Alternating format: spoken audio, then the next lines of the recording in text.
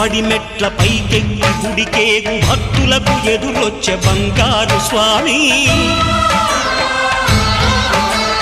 ఇరుముడులు స్పృశించి శుభమనుచు దీవించి జన బృందముల చేరే జగమేలు స్వామి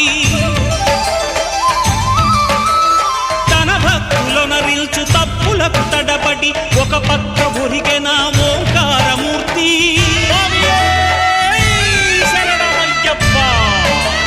స్వాములందరూ తనకు సాయము కాగా